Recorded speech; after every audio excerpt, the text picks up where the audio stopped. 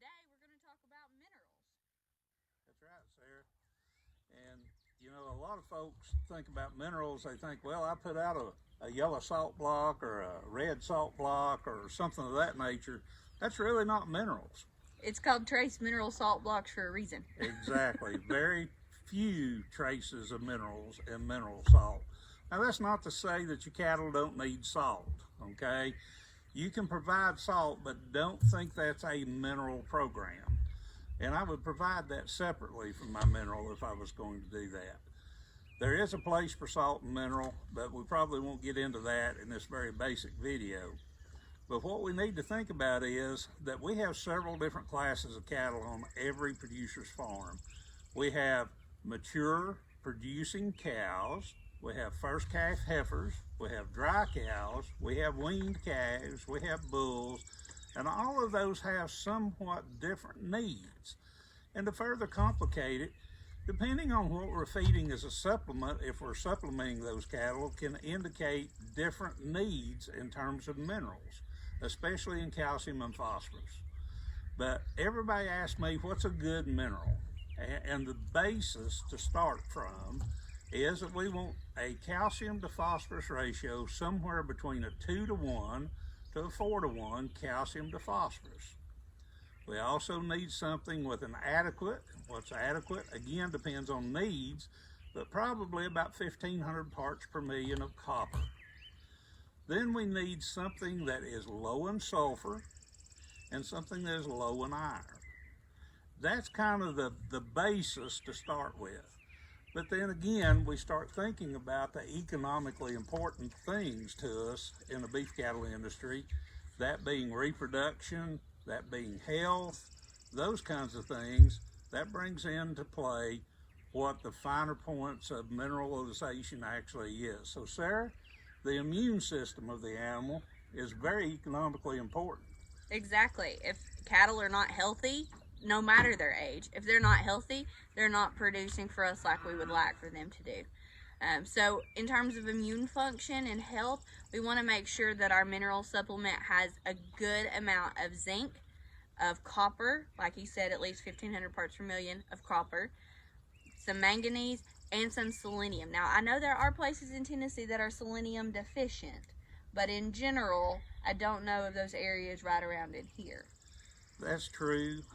For the most part, normal levels of selenium in a mineral is sufficient. Right. The other thing that we're concerned about from an economic standpoint in terms of minerals is fertility. A lot of those minerals that I just named, the zinc, the selenium, the copper, the manganese, those are all incredibly important in the finer points of reproduction in animals. And if you've heard me give a talk literally anywhere, you know that I will say, without reproduction, none of the rest of it matters.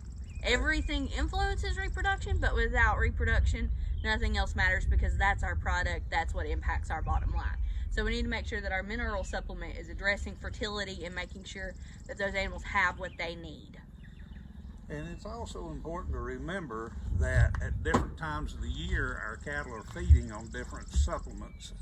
And to me, even grass is a supplement.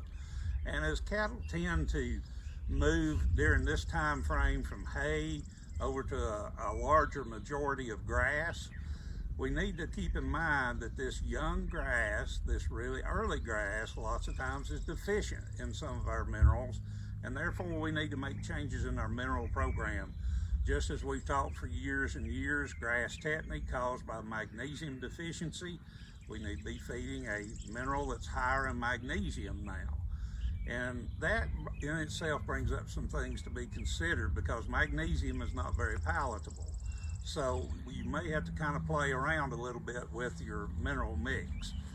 The other thing to think about is lots of times we tend to supplement a lot of these cattle with byproduct feeds. And one of the easiest byproduct feeds to get a hold of in this part of the world is corn and gluten. And it's a good feed. It's almost devoid in calcium. So we need to make sure that we feed a higher calcium to phosphorus ratio if we're feeding a lot of gluten. Also, it tends to be a little higher in sulfur, which is antagonistic to copper, so we need to bump those copper levels up. And there's not time in any video to give you a full lesson on mineralization, But by all means, contact your nutritionist, contact us. We'll be glad to work through that with you. The other thing to think about is people come to me and they say, you know, I tried that mineral stuff you were talking about. I went and got a bag of that loose mineral and poured it out. And they're eating me out of house and home. Well, look at that tag. It tells you they should eat this many ounces per head per day on the average. You know, if it says 3.5 ounces per head per day and you got, we'll say 20 cows out there, that's 70 ounces a day. So that's almost 5 pounds of mineral a day. So that 50-pound bag it's not supposed to last a month. It might last about 2 weeks. So that's normal. So the rule of thumb is measure what you're putting out there, have an idea of what they should eat, and you might be surprised they might be eating just exactly what they need to. But if they're overeating for a few days, wait a couple of weeks and see whether or not they back up to that recommended amount. But by all means, they need to eat at least the recommended amount. One final point I would make as well is recognize we can do a lot of different things with our minerals. We talked about having a high mag mineral in the springtime to help counteract the lack of magnesium in fresh grass.